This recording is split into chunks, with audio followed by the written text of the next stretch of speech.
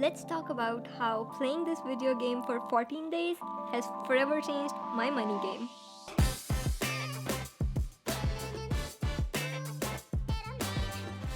What's up everybody, welcome back to the channel. My name is Sadia.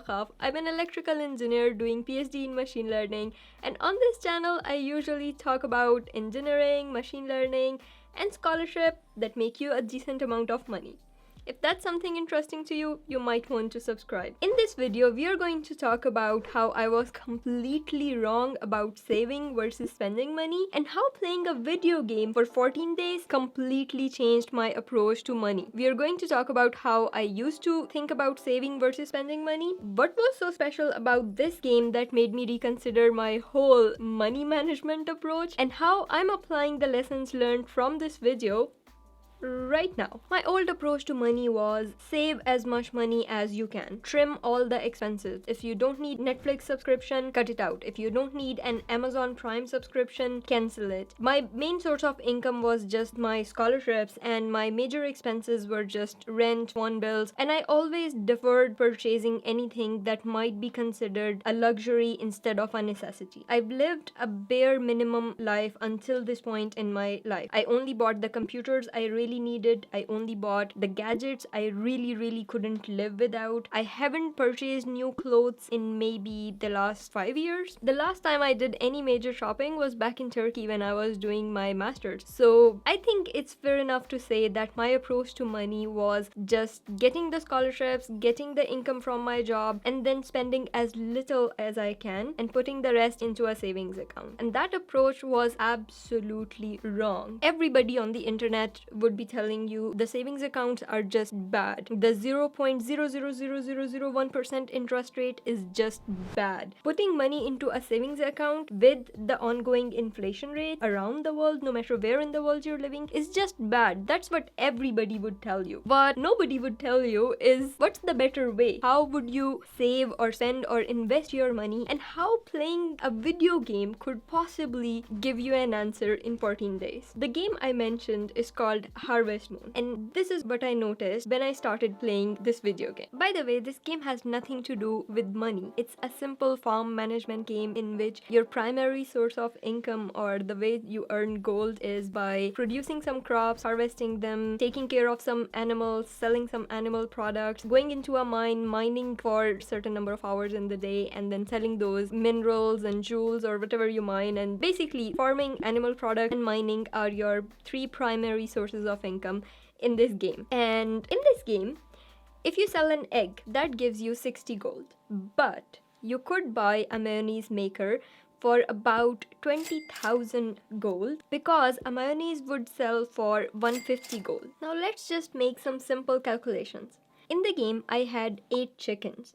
I could just simply keep producing 8 eggs per day and keep selling them to make more gold in the game. How much money would I make by selling those eggs? Well, I have 8 chickens, and if I sell 8 eggs per day, that would just be 8 times price of an egg. In the game, there are 4 seasons: winter, spring, autumn, and summer. And conveniently, each season just lasts 30 days, fixed number of days. Normally, in one day of playing a game, you can probably progress a couple of days. Not a full season. I would say you could probably do half a season by playing a game for an hour in a day. So I played the game for about 3 to 4 game years, but for the sake of these calculations, let's make it a 3 years game. Let's say I would play the game for 3 years, which in my life would take me about a week and a half, maximum 2 weeks probably, if I'm just playing for very small amount of time per day. Over a 3-year period, if I only kept producing the eggs and kept selling them every single day, I would make 21,600 gold. But if I sold mayonnaise for the 3 years, I would instead make $54,000. Now let's take the initial investment of buying a mayonnaise maker, which was $20,000, out of it. We still have about 34,000 more gold by just investing in a mayonnaise maker. By investing in a mayonnaise maker and selling mayonnaise instead of just the raw egg, I have made about 12,000 gold extra over a period of 3 years. And this is just over a 3 years period in the game, which in real life would take just a couple of days if you're playing the game for more than an hour a day. As you play the game more and more, if you play the game for 5, 6, 7 game years, this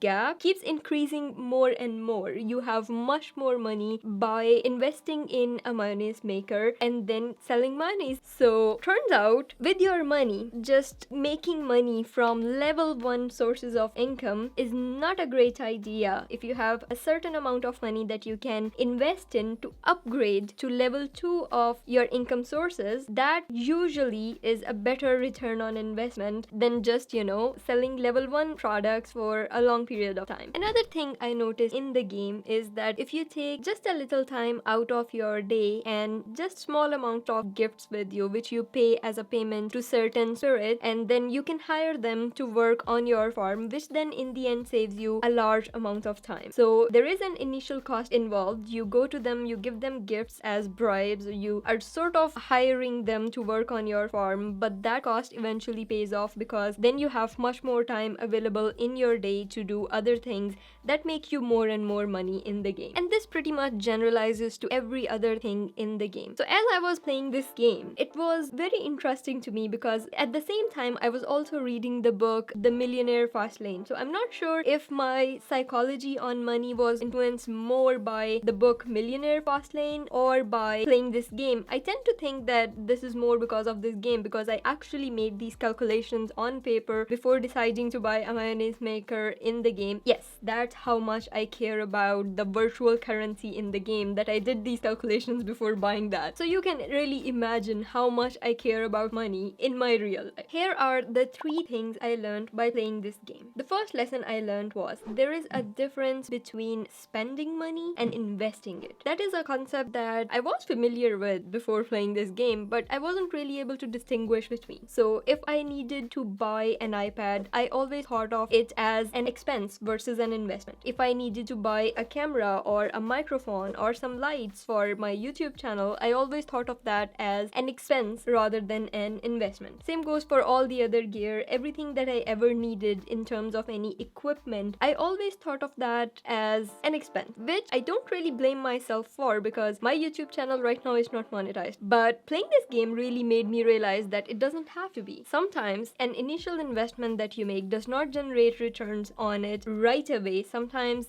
it is still an investment even if it's not returning any revenue at the moment. It can be a long-term investment. You can invest in a mayonnaise maker which will in the long term give you mayonnaise, give you more expensive products to sell and generate more revenue for you in the long term. The second lesson I learned from this game was that hiring people to help you on your farm is very, very effective because in the end your time is more valuable than you doing the farming by yourself. If you spend your whole day farming, then you won't have enough time to go buy stuff from the shops. The shops are open only for a certain limited amount of time during the day. You won't have time to go meet people. The ultimate objective in the game is to find someone to get married to and get settled with, which was quite cringy for me, to be honest. But anyways, I liked the game. So if you're farming all day, you don't have any time left to socialize with other people, which increases your chance of them liking you and you potentially finding a partner in the game, which applies to real life as well. If you're spending all your time doing something that makes you a small amount of money, you don't have any time left to socialize, to meet your friends, to do other things in your life. If you are able to hire someone to do those things instead for you, then you have more time available on your hands to socialize with people, to think of more business ideas, to grow your business in other ways possible, rather than just focusing on those level 1 income generating ideas. And the third lesson that I learned from this game was that there is a right time to spend the money. Buying a mayonnaise maker at the beginning of the game is much more cost effective than buying it 2 or 3 years later into the game, because you've already wasted the first 3 years potentially, which could have made you more money. So if if it is something that can potentially make you more money, you should do it as early as possible. You shouldn't wait to have extra or abundantly enough money. As soon as you have the affordability to it, as soon as you have enough money that you can purchase that mayonnaise maker, you should, instead of waiting to have surplus money. So if you have 20,000 gold in the game, you should buy the mayonnaise maker. You shouldn't wait until having 50,000 or 100,000 gold. You should buy as soon as possible, because in the end, the return on investment is bigger if you buy it as early as possible rather than postponing it until the end of the game or until you have a large amount of money, because no amount of money will ever be enough, at least in the game. By the way, if you're enjoying this video at this point,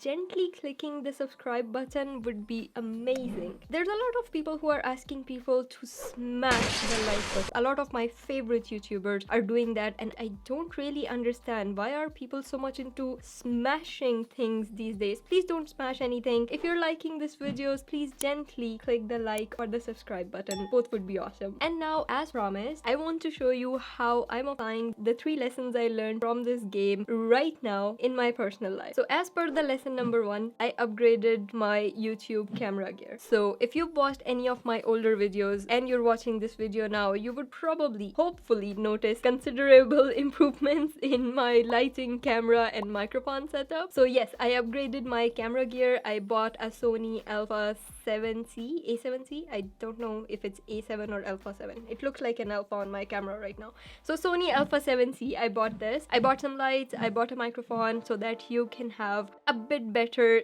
sound quality, a bit better video quality when you're watching me. And as for the lesson 2 learned from the game about hiring people, I have also outsourced my video editing. So if you're watching this video and you think, oh wow, the effects in this video are much nicer than her older videos, the credit for that goes completely to my editor. And lastly, on buying now versus buying later, I also upgraded some more of my gear, which also buying now versus buying later was a bit of 2 types of lessons for me. One in perspective of return on investment, and the other perspective for me was there's a certain time to do certain things. Spending money now on certain things is more valuable for me than spending it maybe 20 years from now. Buying a MacBook right now or buying a Secret Lab chair right now is more valuable for me right now than it would be maybe 20 or 25 years from now. I may not value these things as much as I value them today. So I bought myself a Secret Lab chair, very ergonomic, very comfortable for me. I also bought myself a Mac Studio, which is gonna be arriving in about a month's time. And I got myself these little gadgets that are much more valuable to me right now than they would be in 20 years time. I feel like we talked so much about spending money in this video and totally not enough about generating money or saving money. So I will link a video somewhere here about 4 ways that you can save money in Canada as a student if you're on a tight budget. So hopefully you can buy the little gadgets that would be much more valuable later to you today than 20 years from now. So don't forget to watch that, and see you next time.